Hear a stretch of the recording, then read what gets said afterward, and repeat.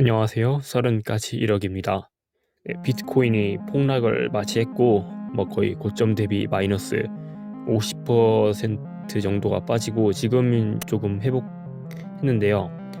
이제 거의 1억 원 정도에서 간당간당하게 움직이고 있는 것을 볼 수 있는데, 이제는 어딜 가나 언론이든 어떤 미디어 매체이든 간에, 아니면 주변인들 말 속에서도 비트코인이 이제는 정말 끝이 났다 이런 말 정말 많죠.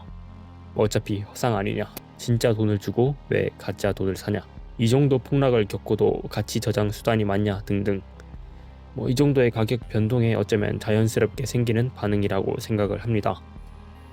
제가 생각해도 비트코인은 단기적으로 가치 저장에 실패했다고 생각을 하고요. 그냥 지금 시세보다 높은 가격의 비트코인을 산 사람들은 가치 저장에 실패했다고 볼 수 있죠. 직관적으로 말해 최고점 거의 1억 8천만 원 정도, 그 정도의 고점에서 비트코인을 산 사람은 현재 원화 기준 대략 1억 원 정도 하니 막대한 손실을 입은 셈이죠. 자, 그럼 이번에는 시계열을 바꿔서 생각을 해볼게요. 불과 2023년 2천만 원에 하던 비트코인을 구매했던 사람이라면, 그리고 그 비트코인이 현재 2026년 현재 1억 원 정도 하는 상황이라면, 이건 가치 저장에 실패한 건가요? 아니죠. 이건 오히려 구매력에 정말 크나큰 증가라고도 볼 수 있겠습니다. 이처럼 시계열을 앞뒤로 늘려서 장기적인 관점에서 본다면 이렇게 다르게 보일 수가 있다는 건데, 애초에 어떤 시계열을 가지고 보느냐에 따라서 그 자산은 완전히 달라질 수 있다고 생각을 합니다. 단기적인 시계열로 비트코인을 본다면 결국 비트코인도 그저 거래소 안에서 차트로 존재하는 도박, 그 이상 그 이하도 아닐 존재가 될 겁니다. 단기적 관점에서 특정 시계열로 본다면 어떤 자산이든 하락 구간은 잦을 수 있죠. 그 말은 즉슨 어떤 자산도 365일 1년 내내 그 가치가 계속 유지되거나 오를 수는 없다는 말입니다. 그건 부동산, 미국 우량주, ETF, 금도 마찬가지고요. 결국 어떤 특정 기간만 확대해 본다면 어떤 자산도 절대적인 완벽함이란 찾기는 힘들죠. 그 중에서도 비트코인에 투자한다면 다른 자산들에 비해 더 긴 시계열을 가지고 봐야 한다고 생각을 합니다. 개인적으로 비트코인은 아직도 가야 할 길이 정말 많고 전체 부의 시장에서 그 차지하는 파이가 매우 작은 편이라고 생각을 합니다. 그만큼 다른 자산들에 비해 더 큰 가능성을 지니고 있다고 보기 때문인데요.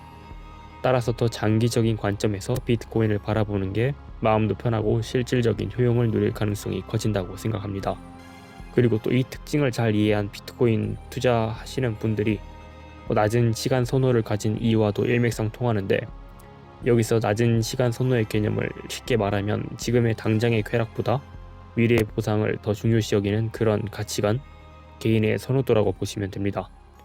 즉 비트코인은 당장 일을 그만두게 해주거나 새 차를 뽑기 위해 최적화된 자산이 아니라는 점인데요. 오히려 그런 부분에서는 다른 코인이나 다른 투자처가 더 좋을 수 있을 겁니다.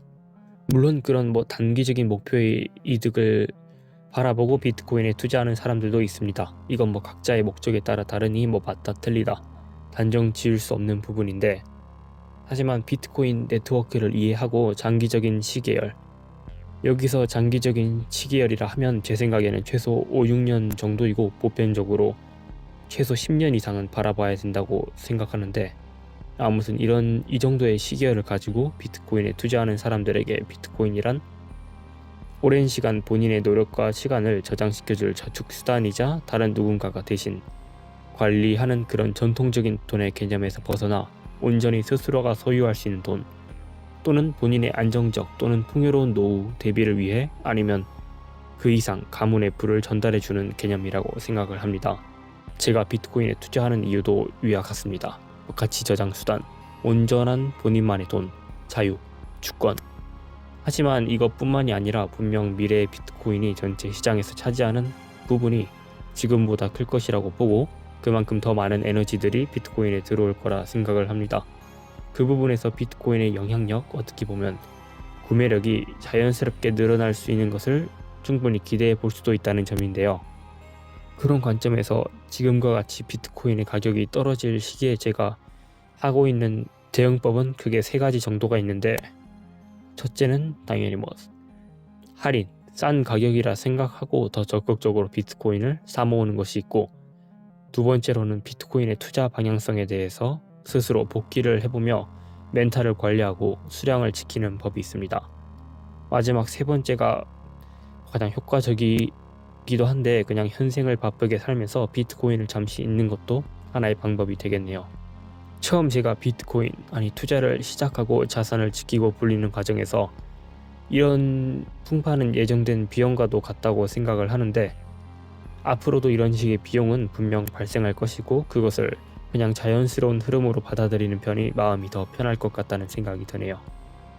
다들 지금과 같은 시기 비트코인 뿐만이 아니라 각자 믿는 그런 자산이 하나씩은 있잖아요.